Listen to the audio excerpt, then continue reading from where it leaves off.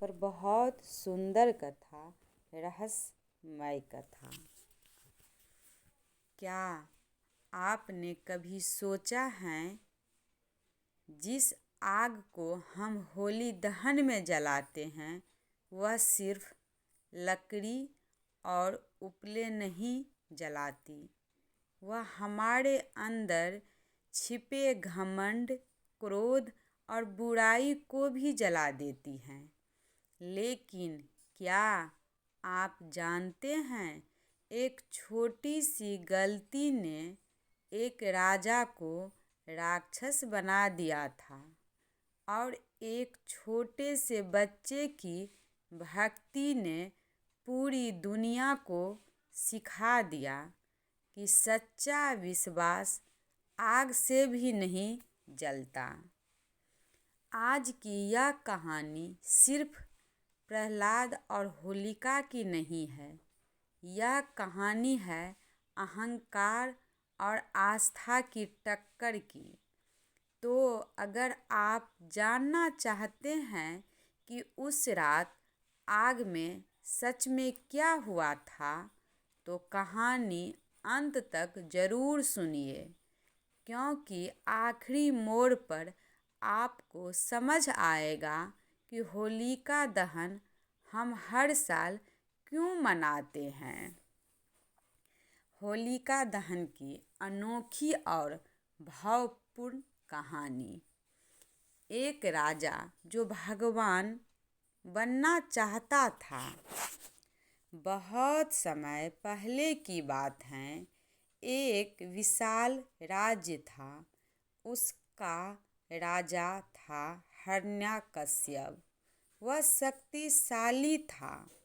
उसके पास सेना थी, धन था, लेकिन उसके पास शांति नहीं थी। वह चाहता था लोग उसे भगवान माने।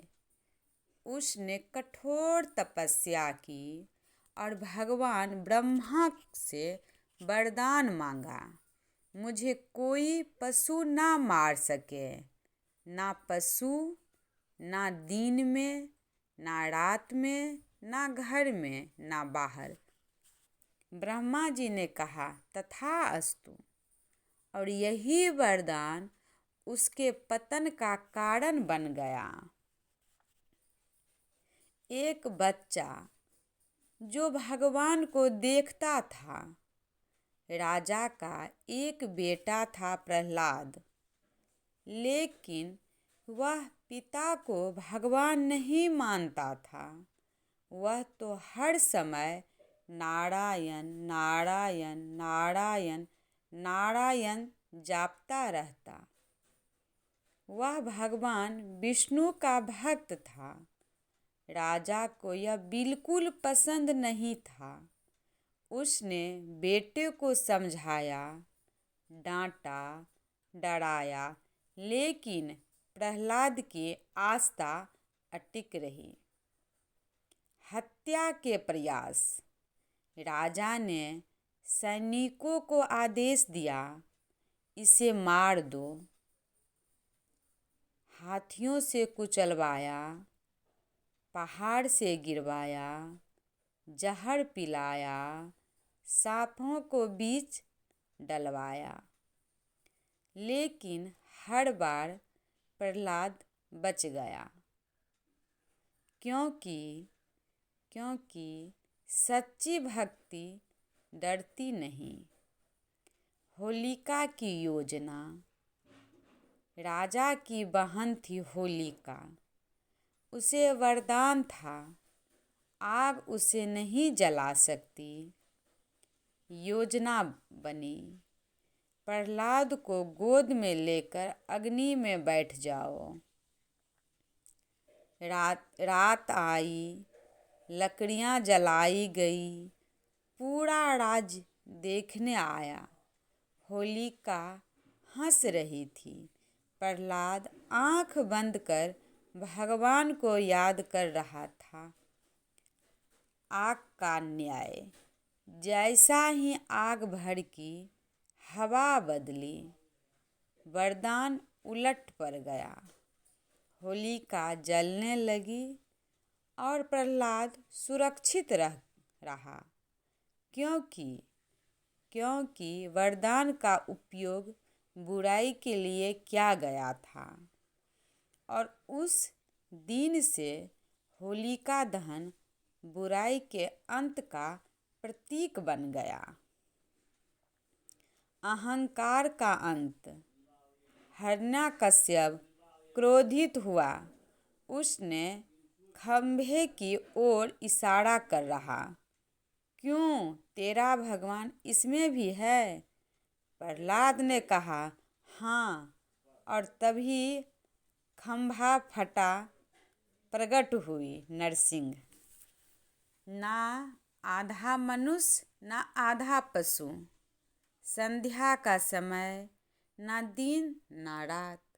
दहलीज पर ना घर ना बाहर। गोद में उठाकर ना हथियार से, और ना ही हिरण्यकश्यप का अंत हुआ।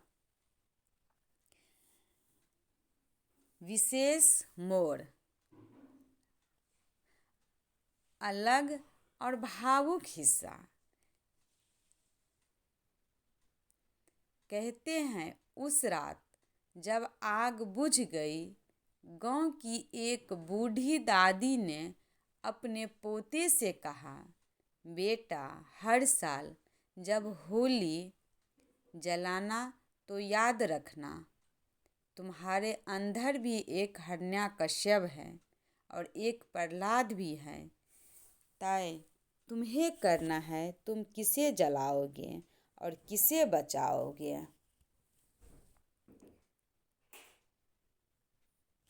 तो मित्रों, होली दहन सिर्फ एक त्योहार नहीं, यह आत्मा की सफाई है। जब भी आग जले, अपने अंदर के अहंकार, ईर्ष्या और क्रोध को उसमें डाल देना, क्योंकि सच्ची होली तब होती है जब मन साफ हो जाता है।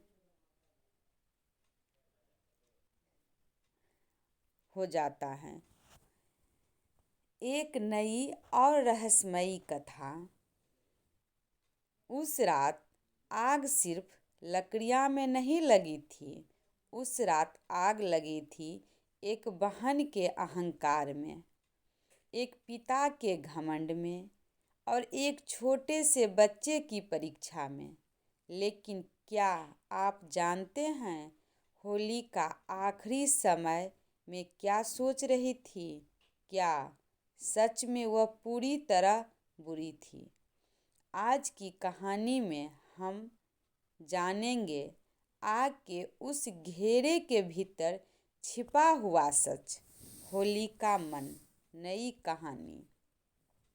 लोग हमेशा होलिका को खलनायक मानते हैं, पर उस रात जब वह प्रहलाद को गोद में लेकर बैठी थी, उसके मन में डर था।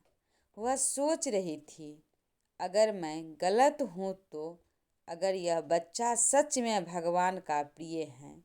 लेकिन भय के डर से, राज के दबाव से वह चुप रही। न्याय। भगवान प्रहलाद की माँ। वह महल के कोने में रो रही थी। वह जानती थी उसका बेटा निर्दोष है, लेकिन वह अपने पति हिरण्यकश्यप को सामने बोल नहीं सकती थी। उसने आकाश की ओर देखकर कहा, हे प्रभु, अगर मेरी कोख पवित्र है तो मेरे बेटे को बचा लेना। यहाँ आप माँ का भावुक संबंध जोड़ सकती हैं। पूरा नगर जमा था। कुछ लोग डर से आए थे, कुछ जिज्ञासा से, कुछ तमाशा देखने। एक बूढ़ा किसान बोला, राजा से डरना पड़ता है, लेकिन सच से नहीं। एक वाक्य सुनकर एक सैनिक का मन कांप उठा। यहाँ आप आम जनता की सोच और डर पर विस्तार कर जब आग भड़की, लपेट आसमान छू रही थी, होलिका का चेहरा बदल गया। उसे गर्मी महसूस होने लगी। उसने प्रहलाद की ओर देखा। प्रहलाद मुस्कुरा रहा था। उसने पूछा, तुम डरते क्यों नहीं? प्रहलाद बोला, क्योंकि जो सच्चाई के साथ होता है उसे अग्नि भी नहीं जला सकती।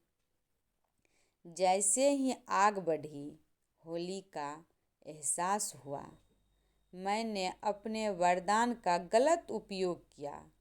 उसने आखिरी बार कहा, हे नारायण, अगर तू सच में है तो इस बच्चे को बचा लेना। और उसी क्षण अग्नि ने उसे घेर लिया। यह कहानी को प्रेरणा देता है। जब खंभा फटा, पूरा महल कांप उठा। प्रकट हुआ नरसिंह, आँखों में अग्नि, नाखूनों में बिजली। उन्होंने कहा, अहंकार का अंत निश्चित है। कहते हैं उस दिन से होली दहन केवल बुराई का प्रतीक नहीं रहा, वह बन गया अहंकार को जलाने का पर्व, डर को खत्म करने का पर्व, सच्चाई का जीत का पर्व। मित्रों, आज हमने होली दहन की कहानी सुनी। प्रहलाद की भक्ति, हिरण्यकश्यप का अहंकार और होलिका का अंत। लेकिन जरा ठहर कर सोचिए, क्या यह कहानी सिर्फ पुराणों की है या हमारे जीवन की भी है? हिरण्यकश्यप को किसी ने नहीं जलाया, उसे उसके अहंकार ने जलाया। जब इंसान कहता है मैं ही सब कुछ हूँ, उसी दिन उसका पतन शुरू हो जाता है। इस होली अगर आप किसी से रूठे हैं और आपको लगता है कि आप हमेशा सही हैं, तो उस घमंड को आग में डाल दीजिए। सच्ची भक्ति डरती नहीं। प्रहलाद छोटा था, कमज़ोर था, लेकिन उसका विश्वास बड़ा था। आज हमारे जीवन में भी कठिनाई आती हैं, लोग मजाक उड़ाते हैं, रिश्तेदार साथ छोड़ देते हैं, लेकिन अगर आपका विश्वास सच्चा है तो परिस्थिति आपको नहीं जला सकती। वरदान भी अभिशाप बन सकता है। होलिका के पास वरदान था, लेकिन उसने उसका उपयोग गलत किया। हमारे पास भी वरदान है, बुद्धि का धन, ताकत का पद। अगर हम उनका उपयोग दूसरों को दबाने में करेंगे तो वही वरदान हमें जला देंगे। हर इंसान के अंदर दो रूप।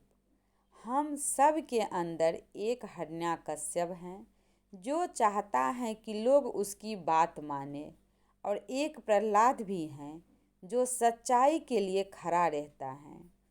होली दहन हमें याद दिलाता है किसे बचाना है और किसे जलाना है।